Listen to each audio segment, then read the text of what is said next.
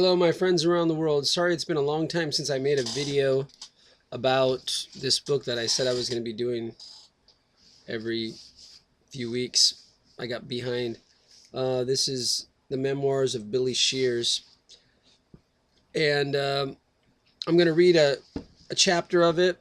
This is my last freezing cold month and a couple weeks I'll ever live in Japan during the winter.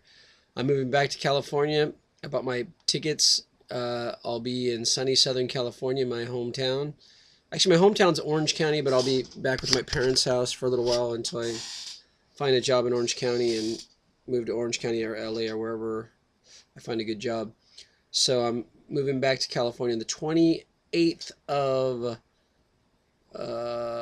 what is it? February. It's now January 18th in Japan, so that's a month and a few days, a month and a few weeks that I'm moving back. I think it's 42 days or something like that.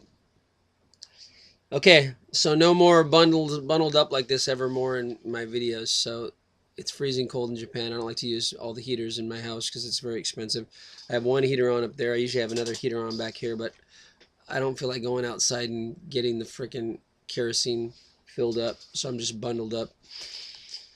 It's too cold out to go frickin'. After I shovel snow, then I get all hot and sweaty, and then I usually fill up all the heaters because that's when it's not so cold. Okay, but I want to read this one chapter, and then I might read a little more, who knows. This is from page 252 to 253. It's the chapter called Impersonators. I'm just going to read the last 3 paragraphs of the chapter, and then I might go back and read some other parts. So here we go. Illusion plays a big role in the success of all bands. Now that I have left EMI, I can tell you a little trick they did to promote the Beatles long before I joined. So this is written by the second Paul McCartney, who joined after the first Paul McCartney died in 1966, September 11th. The new Paul McCartney, his real name is Wallace, what's his name? William Wallace, which he was named after the famous William Wallace, which was his great-great-great-great-grandfather or something like that in Ireland. His last name is Campbell, so William Wallace Campbell is his full name. He took over and he took the name Paul McCartney when Paul McCartney died, and he did some face things and everything like that. But you're going to go back and watch my videos because I talked about it all, the other chapters of the book. But anyway, just for the people who might not have seen those other videos I made under Paul is Dead playlist, then I just want to fill you in a little bit about who's writing this. Okay, so now that I left EMI, so Sir Paul McCartney, Sir James Paul McCartney, who is really William Wallace Campbell, otherwise known as Billy Shear, one of his stage names. He left EMI. I can tell you the little trick they did to promote the Beatles long before I joined. This story has been around a long time, but with an incorrect date. On 23 July 1964, not August of 1963, as is often reported. Under the direction of EMI, a trick was played on the public to help promote the Beatles and also to help sell newspapers. The Beatles did a flying ballet sketch for television at the London Palladium. It was great fun from what Ringo told me. So he only heard it through Ringo, the drummer.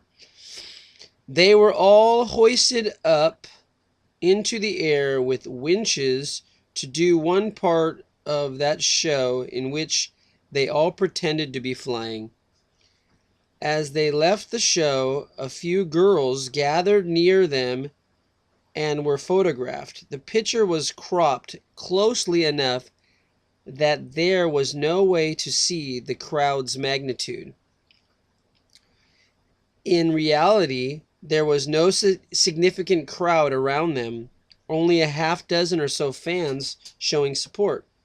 But by morning, newspapers all over had the cropped picture and front page headlines saying, "Police fought to hold back 1,000 screaming teenagers." So there was just a couple dozen teenagers and they weren't really screaming. They were just like excited, but they made it sound like they were more famous than they really were, so they can sell more albums and sell more newspapers, and so that the British invasion could take off and the Illuminati families could take back the Illuminati control of the world from the Western cabal until they won it back with September 11th, 2001. Anyway, well, it's been going back and forth for many years, but anyway, that's one of the many things. It doesn't say that all in this book yet. Maybe it will. It says little allusions to it, though. Okay, reporting the sensational story of the police trying to hold back the riot was quite a brilliant promotion, outstanding for creating the reality that Tavistock personnel wanted instilled in young consumers. So who's Tavistock? He talks a lot about Tavistock in the book, but he doesn't really, he expects you to go look it up because he doesn't want to give out Tavistock.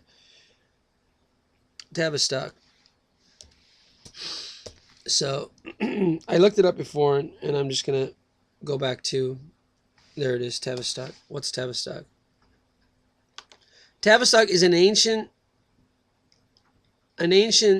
stannery and market town within West Devon, England. It is situated, okay, it's Tavistock, it's a freaking town, but that's not the Tavistock we're talking about.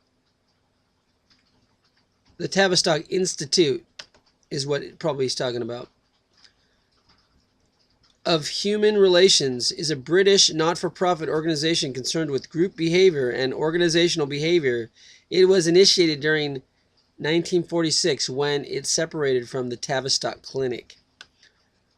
The Institute was initiated during 1946 by a group of major persons of the Tavistock Clinic, including Elliot Jacques, Henry Dix, Leonard Brown, Ronald Hargreaves, I can't say his name, John Rawling Rees, Mary Loof, and Wilfred Byron, with Tommy Wilson as chairman, funded by a grant from the Rockefeller Foundation. That's the wing of the Rockefellers that is the Illuminati, main Illuminati families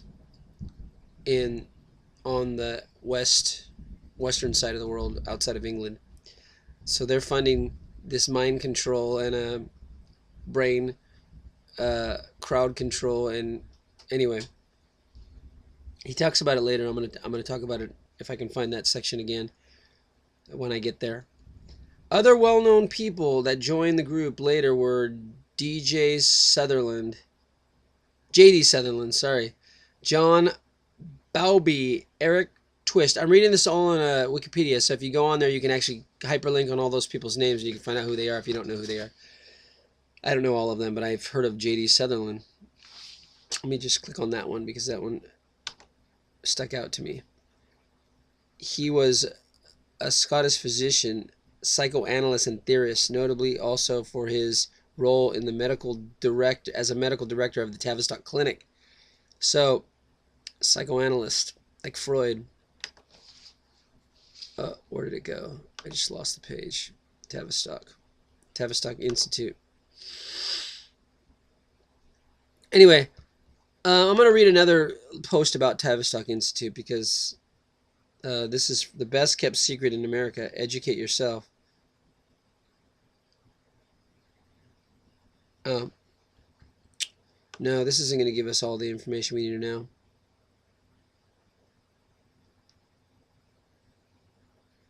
Anyway, we're like a think tank and people that use all kinds of group organizational how to get people to follow a leader and follow, which is basically what they did with the Beatles. They made an image that was larger than life, so everyone would go, oh, we want to be part of that, and they would create this great group think that would cause them to be an amazing sensation around the world by faking it until they making it, because people buy into the concept that's put on the media that they think it's true, like all the wars we have around the world, which are all faked news stories to make us go to war When at first, when it's just a bunch of lies, like September 11th, 2001 was just a freaking inside job done by Illuminati families, people. Okay, anyway.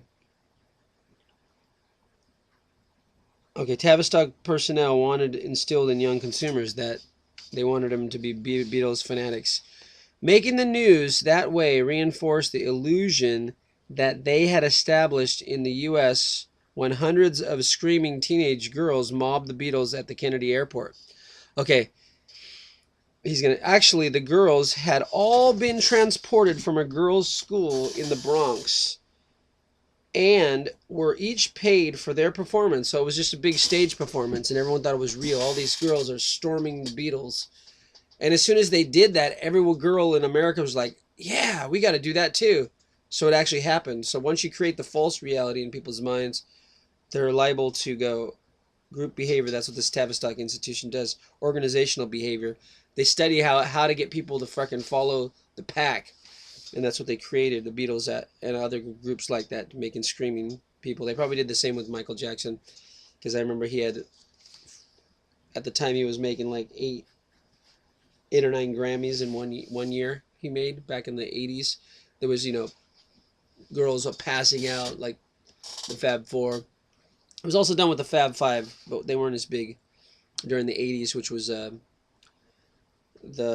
Duran Duran. They kind of had a similar push by probably groups like Tavistock Institute to make them international sensations overnight or soon after they did all these fake publicity stunts.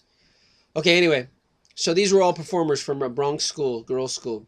They showed everyone what to think of these idols, effectively creating one of the largest television audiences ever. The Beatles' performance on the Ed Sullivan Show for over 75 million Americans, after showing them how to respond to it, set America up, especially under their mid-20s, to adore their new English idols. It launched Beatlemania in a very big way. Then, back in Great Britain, when they made more of the same illusion, they kept the world in motion to feel after them. So, that was one section I wanted to read from Impersonators. It's all a big act, and soon it becomes real. It goes viral. It was just anyway. I forget where I read to last time, so I'm not going to. Actually, I'm going to come back to this. That's all I'm going to read tonight. Let me see if there was one more section I wanted to read. No. I wanted to go through and read where I left off, but I forget where I left off, where I was going to read the encoded down the side and encoded other things, but I'll do that on another day. Anyway, it's late. It's almost 11:30 at night, so I'm going to leave it there. It's my little segment of the great book you need to get, but it's pretty expensive. I think it's $50-something. It's 666 pages.